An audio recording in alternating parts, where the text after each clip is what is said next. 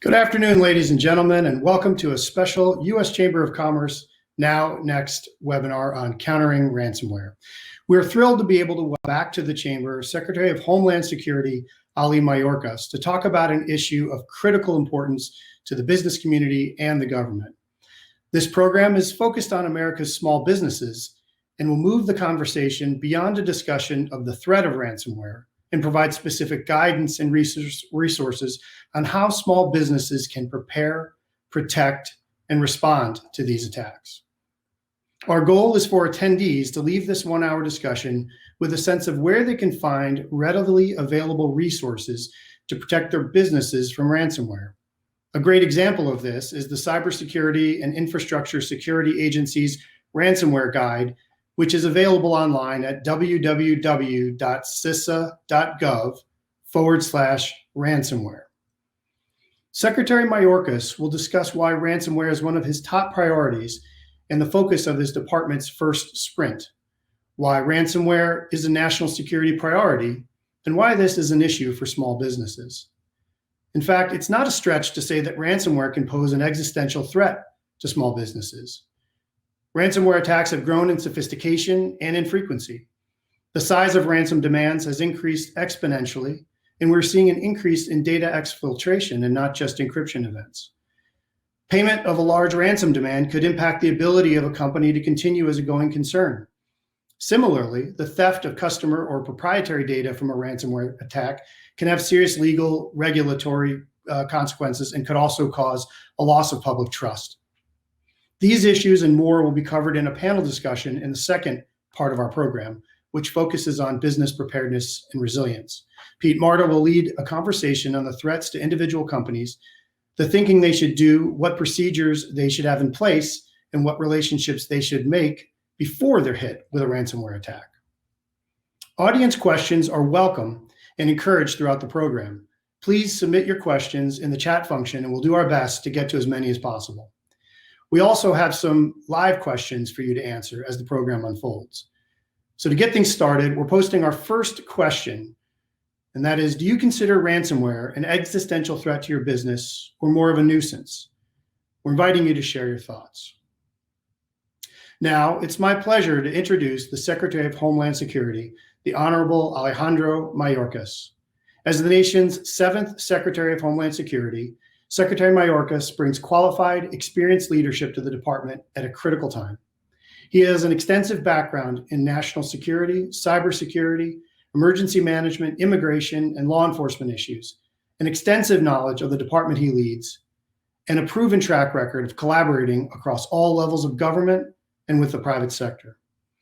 As Deputy Secretary of Homeland Security in the Obama administration, Ali worked with a broad range of stakeholders to increase awareness of the importance of cybersecurity to America's small and mid-sized businesses. He has been a key partner and resource for the Chamber, and we're pleased to continue our strong working relationship with him and with his team. Mr. Secretary, welcome to the program, and thank you for taking the time out of your busy schedule to spend with us. I know you have to be in many places at once, so we really appreciate it. Look forward to hearing your opening thoughts. Thank you so much, Chris.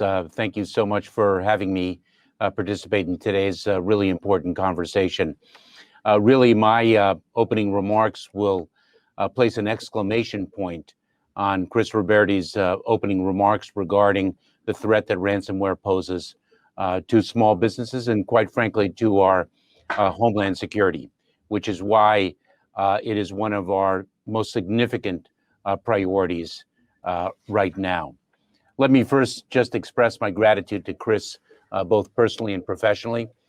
Chris and the Chamber are friends and extraordinary partners, not only in achieving our cybersecurity mission, but achieving the mission of the Department of Homeland Security across the diverse set of threats that we face.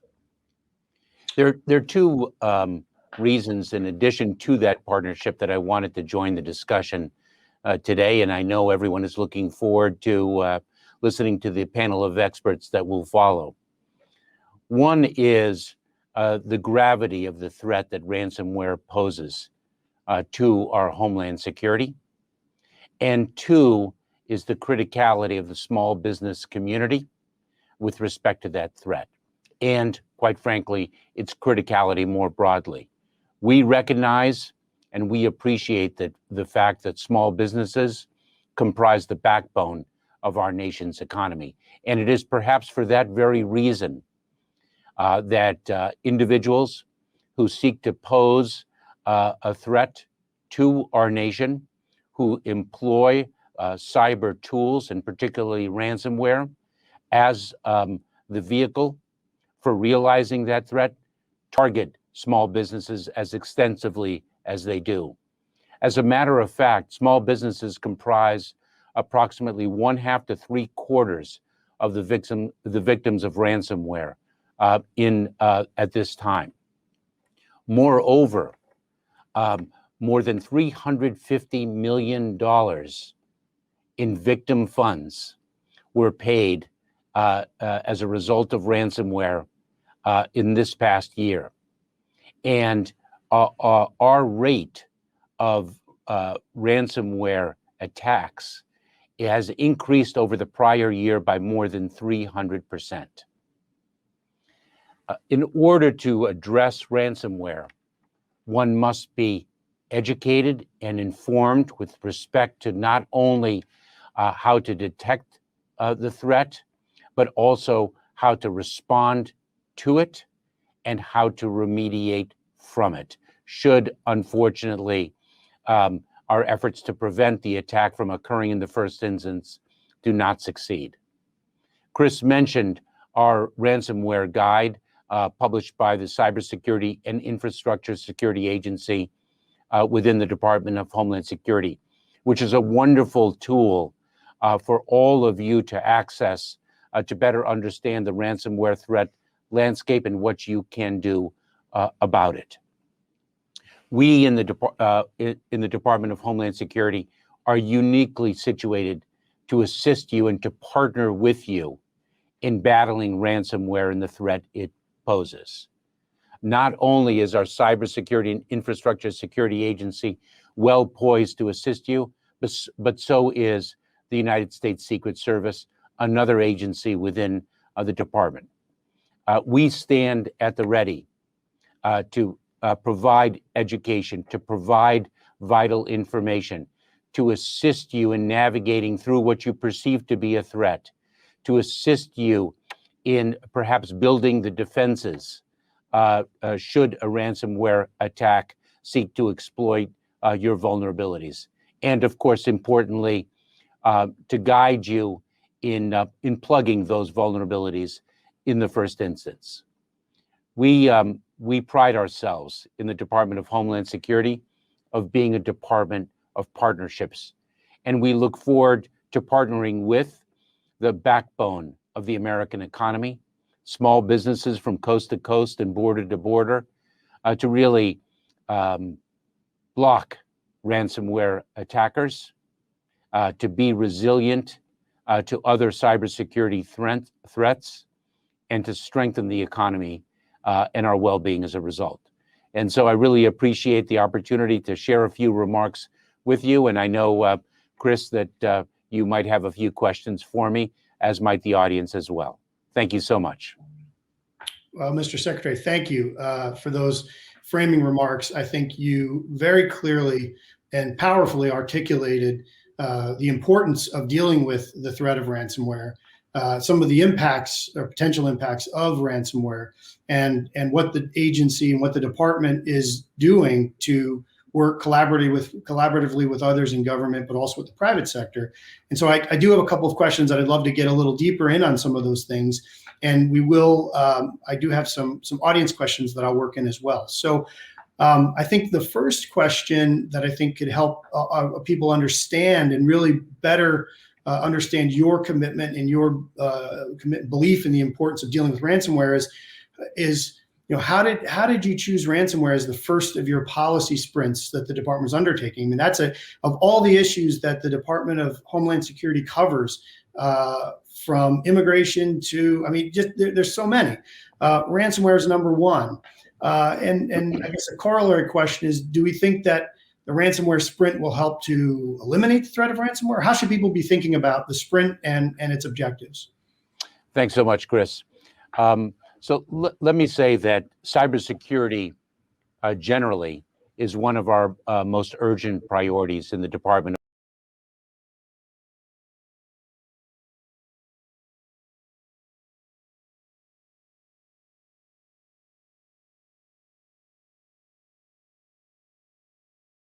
Workforce issues. Could you tell us a little bit about why a workforce sprint is a priority? Thank you, Chris. We play such a vital role in the cybersecurity of our nation that the talent and expertise of our workforce is a vital quality that we take great pride in, and we want that talent and expertise to be lasting and growing and vibrant throughout the years ahead. And for that reason, we're very focused on recruitment. And one of the critical elements of our recruitment effort is the value and the principle of diversity, equity, and inclusion. So we are thinking not only about the cybersecurity threat that we face today, but what will we face tomorrow? Not only looking at and taking pride in the workforce that we have today, but thinking about the workforce that we will have tomorrow. And so we are going to be, I think today is the day that we begin our second sprint, and we're going to be recruiting talent that is already developed. We're going to be helping develop the talent that is in just about to bloom, and we're going to be investing in the seeds to grow the talent of the future. It is at all levels, and we take great pride, and we're extraordinarily energetic about this effort, and we intend to execute the most significant hiring initiative that the Department of Homeland Security has undertaken in its history. We're really excited about this sprint, as we are with all of the work that we do in this vital mission set. Well, that's your enthusiasm and your determination is palpable, and let us know at the Chamber how we can be helpful. We believe that we have to grow the workforce, and we have to get, like you said, people who are ready to go, people who need a little bit of training and background, and those who we can get ready even in the future. So that's a fantastic and very noble project, and we'd love to be a part of it. Secondly, finally, I guess, I know your time is precious, but I did want to ask you, is there anything that you would like in closing attendees to leave this event with? What would the one thing be from your perspective? The threat is real. The threat is upon us. The risk is to all of us. Inform oneself, educate oneself, and defend oneself. And if one does not feel one has the information, the tools, or the resources, contact us. Well, Mr. Secretary, thank you very much for your time, for your thoughts. That's an excellent transition to our next panel discussion on countering ransomware. We really appreciate your time, and we wish you and your team much success as you tackle the myriad of challenges that you face on our behalf. Thank you so much, Chris. Great to partner with you as always. To a panel discussion to tease out these topics a bit further. But first, we'll do some quick introductions. I'll start. I am Pete Marta. I'm a partner in the privacy and cybersecurity practice at Hogan Lovells, based in New York. I advise clients on the full spectrum of cybersecurity matters, everything from pre-breach planning to navigating incidents when they happen, to post-breach regulatory investigations, and these days, increasingly litigation. Prior to joining Hogan Lovells, I worked at JPMorgan Chase for several years as an in-house cybersecurity attorney. And before that, I served in the U.S. intelligence community. Eric, can I pass it to you? You sure can. Thanks so much, Pete. It's great to be here, and really thanks to Chris and Vince and the whole Chamber team for pulling this together. I'm Eric Goldstein. I am the Executive Assistant Director of the Cybersecurity Division within CISA, which our Secretary very kindly referenced several times. So I have the privilege of leading the team that is accountable for providing the guidance, the assistance, the support to organizations across the country who are determining how to most effectively manage, prevent, and respond to cybersecurity risks. David? Good afternoon, everyone. Happy to be here. My name is David Smith, Special Agent in charge of the Criminal Investigative Division here at Secret Service Headquarters. The Criminal Investigative Division, or CID, is pretty much the investigative hub of the Secret Service here at headquarters in Washington, D.C. We have our 44 cyber fraud task forces, which are the hubs in their respective regions throughout the field. But CID is pretty much that air traffic control tower, if you will, here at Secret Service Headquarters. Happy to be with you here again. Back to you, Lisa. And Lisa.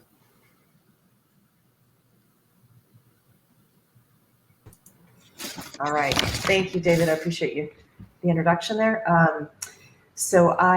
My name is Lisa Wallace. I am located down in Tampa, Florida. I'm the Area Vice President of the U.S. Public Sector Security Sales Program for Splunk. I've spent the past 20 plus years of my career in the information security space, leading and mobilizing sales teams, as well as consulting customers and partners on how best to align and establish industry best practices from both a policy and enforcement perspective. Very happy to be here and be a part of this incredible group. So thank you. Thanks to all of you. I think we're going to have a lot of fun. I'll kick us off by briefly providing some further background and context on this topic, and then we'll pose some questions to the members of the panel. Let me start out by talking about a few trends we've seen over the past, say, year plus. These include increased frequency of cybersecurity attacks, increased sophistication of threat actors, and really increased amounts demanded of victim companies. Interestingly, while the pandemic has definitely had an impact on this type of criminal activity, and it certainly helped the threat actors significantly, these trends really did predate COVID. Much of what we're seeing today began with the Maze variant of ransomware, which we saw first in October or November 2019. So let me take the trends one at a time.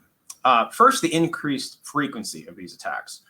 As the Secretary and Chris mentioned, these attacks have been around for several years now, but I don't think any of us could have predicted what we're seeing today. This really is an epidemic. Companies are getting pummeled by these attacks. At Hogan levels, we have 2 or 3 of these events coming in on a weekly basis. And of course, they never arrive at convenient times. It's often Friday or Saturday nights or right before the holidays. Some of these attacks make it into the news, but many do not. And I think the key point here, at the risk of being repetitive, is that any company can be a victim, or perhaps I should say any company will be a victim at some point. One of the biggest mistakes we see companies make is the belief that they aren't a potential victim, either because they're not in an industry likely to be attacked, they think, or they aren't the biggest player in their industry. That is wrong thinking. Many of these threat actors, of course, are just criminals, and they want to get paid. And they don't care if their victim is a global financial institution or for example, a small widget manufacturer. They just want to get paid. And in fact, it's more likely that the widget manufacturer will get hit, in fact, because it unquestionably has fewer defenses in place. Second trend is the increased sophistication of threat actors, and what you could call the morphing of fairly basic ransomware attacks a couple years ago, which were really just encryption events, to what we're seeing today, which is a full-blown data breach. What we see today is often threat actors will compromise an organization's defenses. They'll spend time on the infrastructure, sometimes weeks. They'll locate and they'll exfiltrate the most important sensitive data, and then the last step is they'll drop the malware. So now the organization, the threat actors have 2 points of pressure to convince a company to pay. One, it's encrypted the victim's files, but two, it's often has stolen large amounts of sensitive information about the company's customers, business records, employees, etc. And the final trend is the amounts demanded. So if we were having this conversation a year and a half ago, we'd be sharing anecdotes about businesses paying a few $100,000. Today, the demands that we're seeing are often in the tens of millions of dollars. And again, that's not only to the largest companies. So those are some of the trends. Why don't we move to some of the questions of the panel? Eric, can we start with you? Despite the threat environment that we've been talking about today, many companies still view cybersecurity as a cost that hits their bottom line. I would argue, and I suspect you'd agree with me, that it should be viewed as an investment. How can cybersecurity professionals justify the importance of investing in cybersecurity to business leaders? Yep. Thanks so much, Pete. That's a great question. You just noted some of the really extraordinary costs imposed upon businesses from ransomware attacks. And in fact, Chris noted in his opening that we've seen businesses actually go out of business due to a ransomware attack. And this is a horrible trend for our country and for the impacted organizations. But at the same time, for cybersecurity professionals, it presents an opportunity.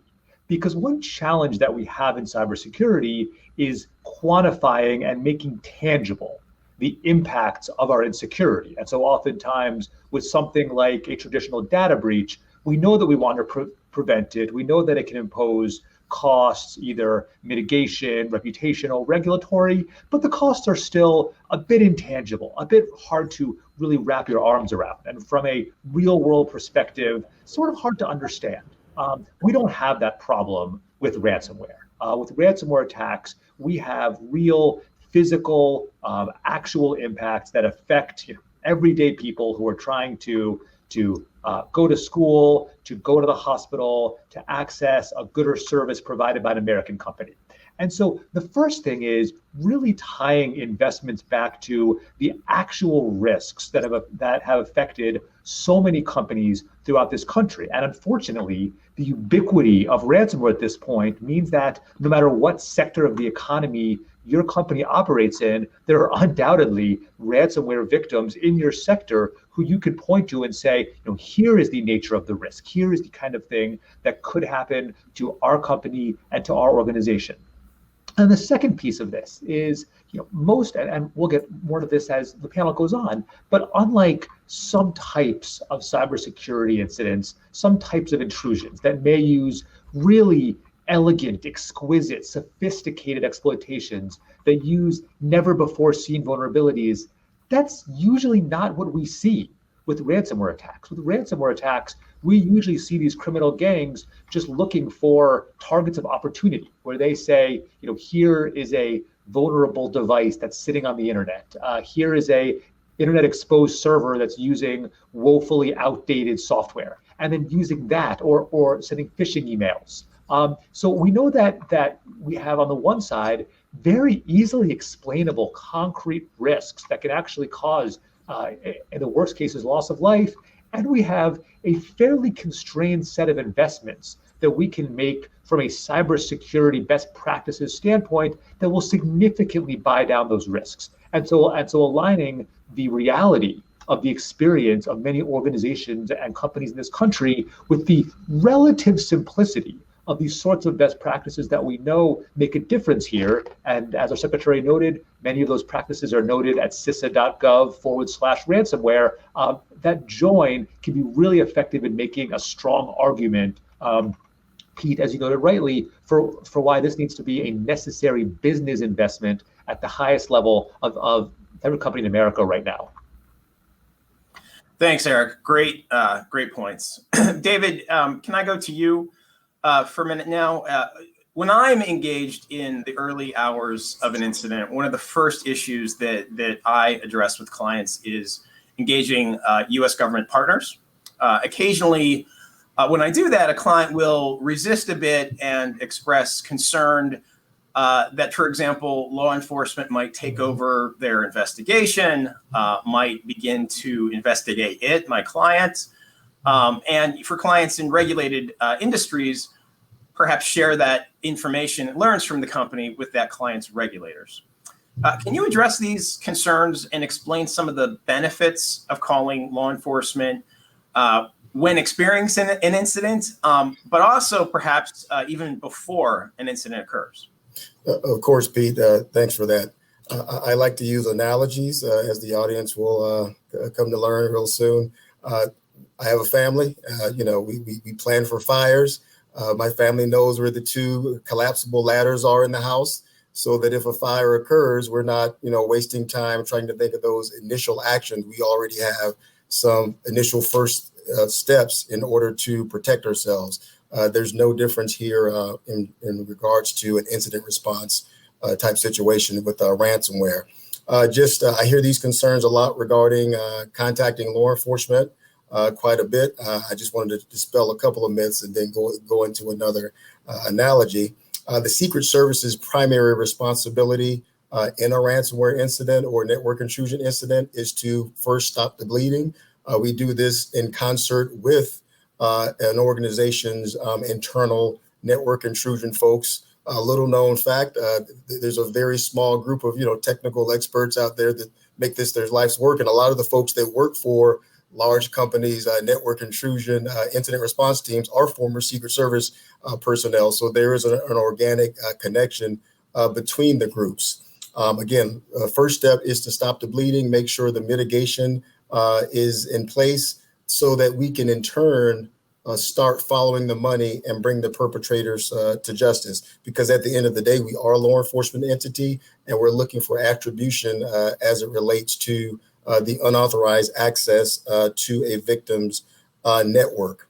We're not a regulatory body, so there's no evidence that the Secret Service is sharing any information with any regulatory entities or employing any punitive measures against victims. The analogy I like to bring up in regards to ransomware is, we have some violent crimes that, we tend to have a more visceral reaction to violent crimes as citizens.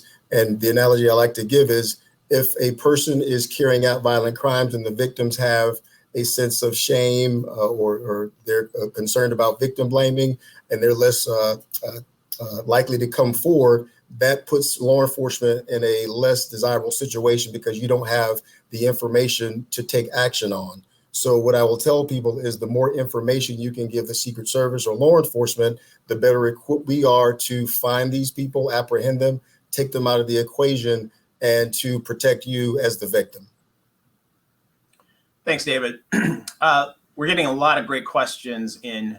Lisa, can I go over to you?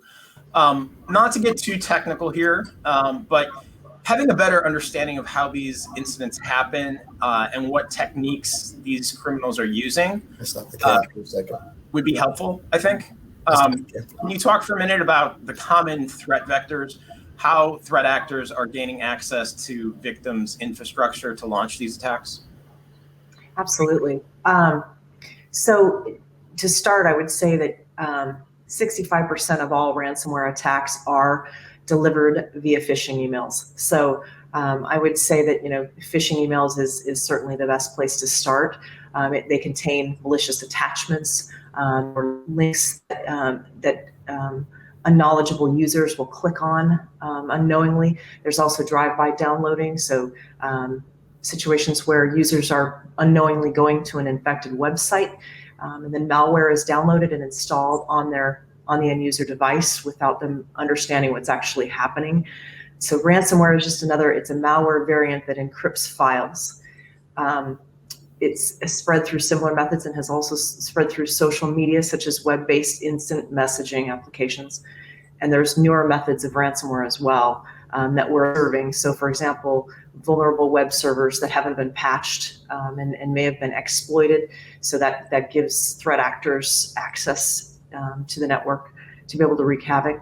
So I would say the biggest place to start really is educating your end users and helping them to understand simple things like social engineering and emails that may look somewhat different or out of sorts, right? Teaching them kind of what to look for. So just the basics and keeping endpoint protection up to date, email security, backups current, servers patched, tight firewall policy, things like that, centralized management and logs of your assets, being more proactive at protecting end users, I think, from hurting themselves through education, policy, and enforcement.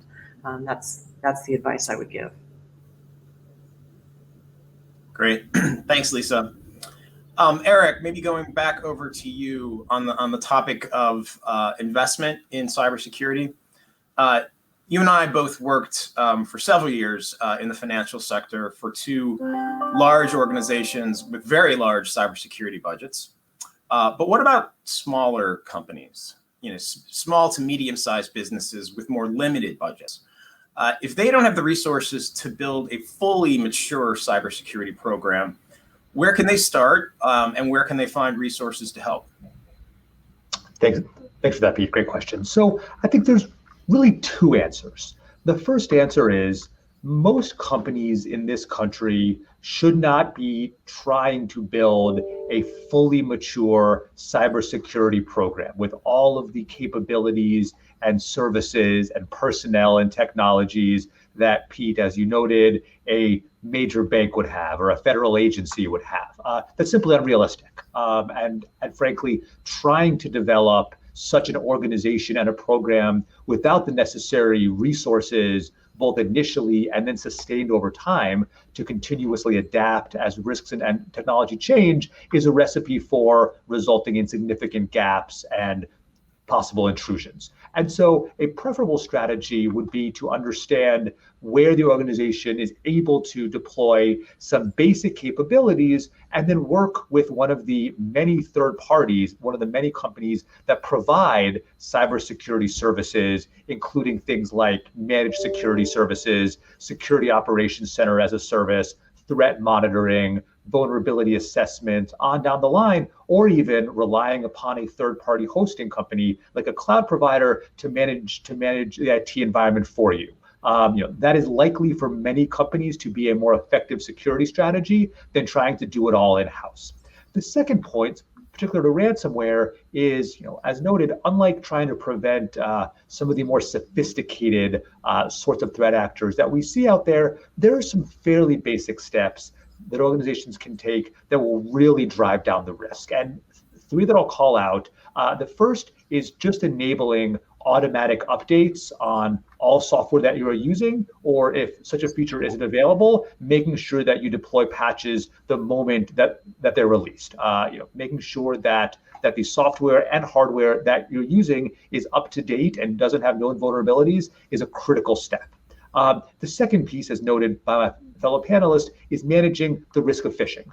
This can be done certainly by making sure that any anti-phishing measures provided by your email provider are turned on and tuned correctly, but also making sure that the workforce understands how to identify a phishing email, what to do when they receive one, and most importantly, not to click.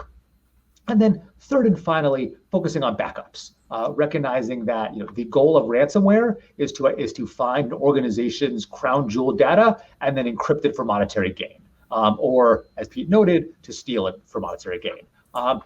Being able to identify your organization's most critical data and then making sure that that information is backed up offline from your main network at sufficient enough recurring intervals that if, heaven forbid, you have a ransomware attack, you are able to, once your network is cleaned up and you're confident that the adversary has been removed, you're able to restore your most critical data from a known good state that is the most powerful remedy to a ransomware attack. And so if an organization chooses to invest in their own ransomware protections, as opposed to giving that job to a third party, those are 3 areas where investment will be measurably effective in driving down the risk of ransomware intrusions.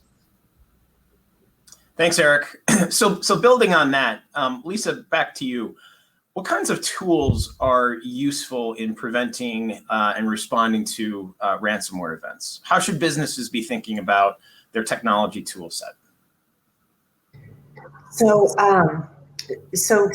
I would say in terms of prevention and enforcement tools, first of all, backup. I think it's critical to, first of all, have some sort of a formal policy that's in place. But we all know that policies are as good as laws. If there's no teeth to it, if there's no way to enforce those laws or policies, they lack impact. So you've got to have well-documented security policy in place that everyone understands and is in compliance with, right? And then you've got to have the enforcement piece, which is the tool set. So prevention by way of enforcement tools, it's important to keep, again, regular backups. And I know we're beating the same drum here of your data, patch your servers, updated endpoint security, alignment with more of a zero trust model, which I think everybody is really aware of and really looking into now and hyper-focused on. It's also critical to maintain, centralize as much as you can to be agile and nimble in terms of maintaining a current and protected network, keeping everything patched and up to date in terms of your systems, your applications with the latest protections to prevent vulnerabilities against exploits, data leakage, and of course, ransomware. Thanks, Lisa. Greg, back over to you. David, back over to you. We all know that attribution is inherently challenging in cyberspace. One question I commonly get from clients is whether these criminals will eventually be brought to justice. Can you comment on law enforcement's efforts to identify and prosecute the various threat actor groups you're seeing these days? Yes, I can, Pete.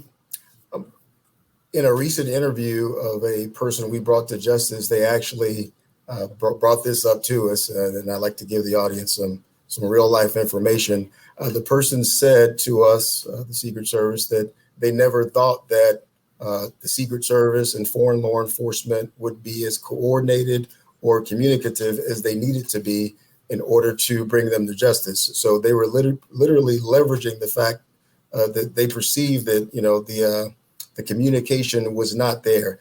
Going back to your point of contacting law enforcement to partly answer this question, when we get information on an individual through an organization, that information, that data is maintained and actually helps in the future. No different than, like Mr. Goldstein was saying, some organizations are targeted and aren't safe because the criminals are just trying to get PII and other information for future purposes.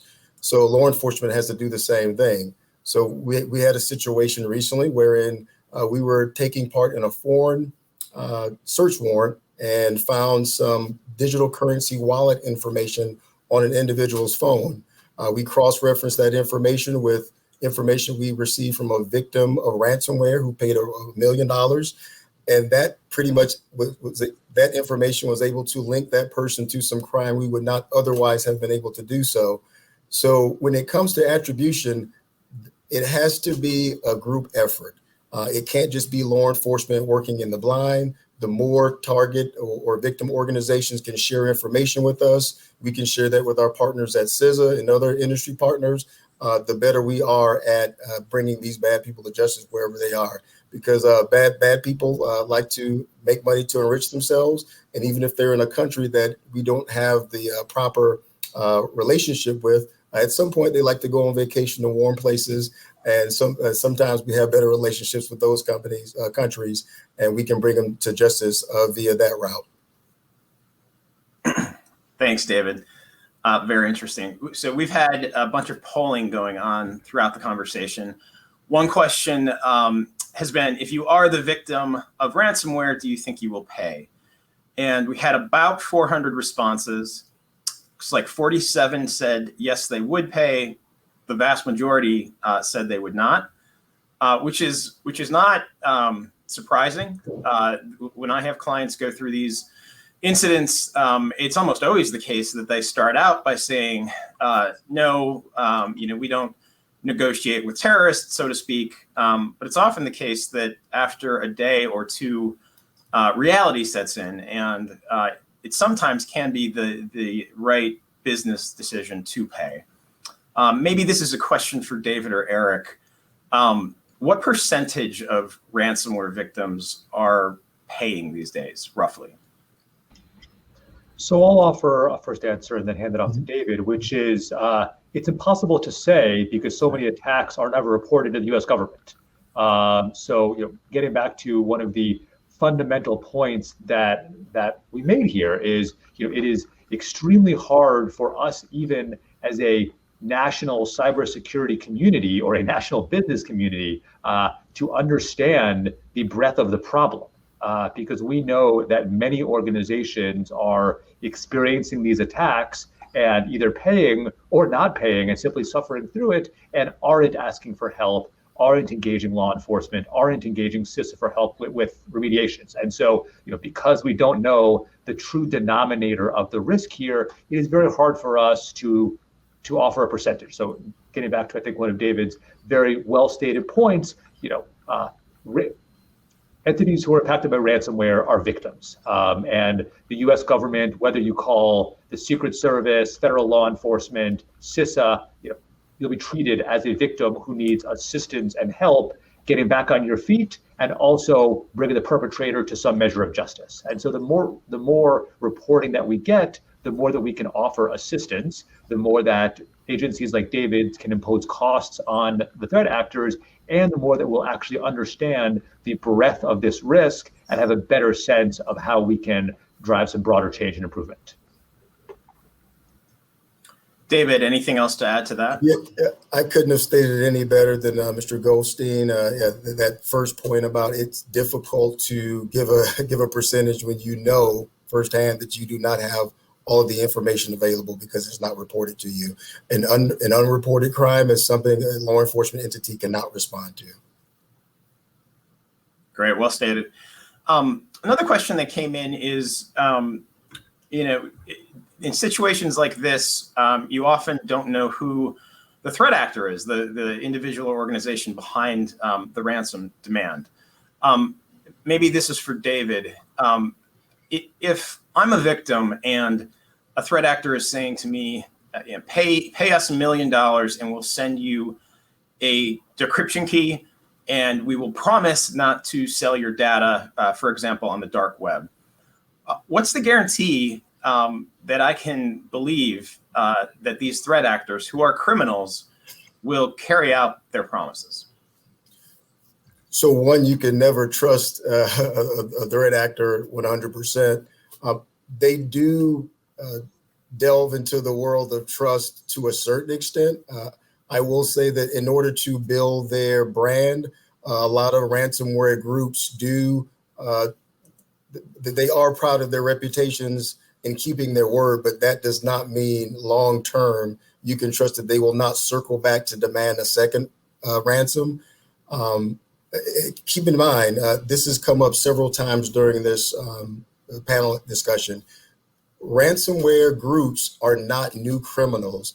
These are groups that have combined forces like any group of nefarious actors. You have your hackers, your folks that introduce and create malware, your money launderers, and they pretty much get together and use they're pretty much the best of the best in all of their nefarious skill sets in order to damage organizations and the American public. But at the end of the day, you cannot trust a criminal to be a righteous player, big picture. Thanks, David.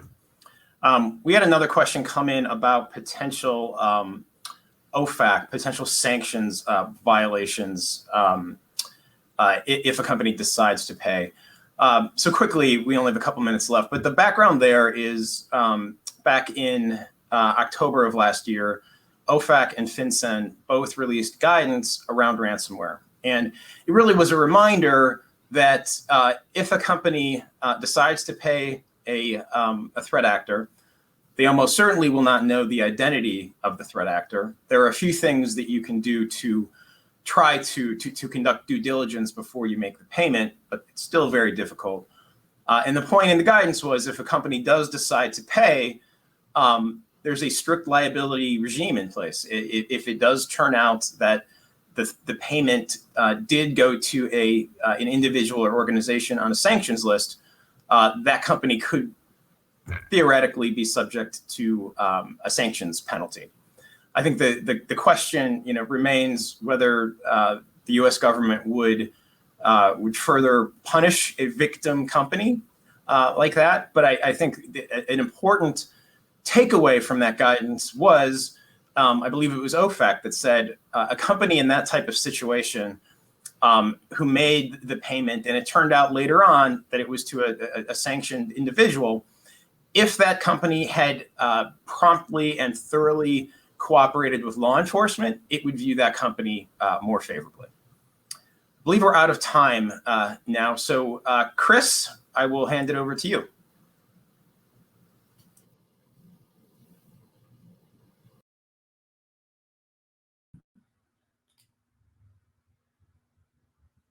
Pete, thank you very much. And thank you to our panelists, Eric, David, and Lisa. I think that was a very useful discussion.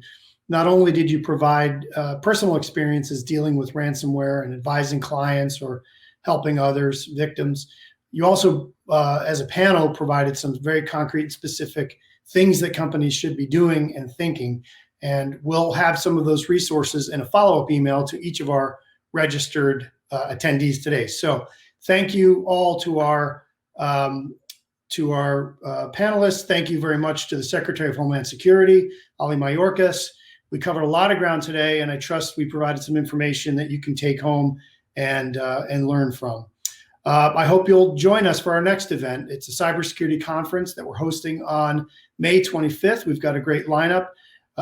Again, as I mentioned, details on that event and others will be in the wrap-up email. And with that, this program is concluded. So thank you and enjoy the rest of your day.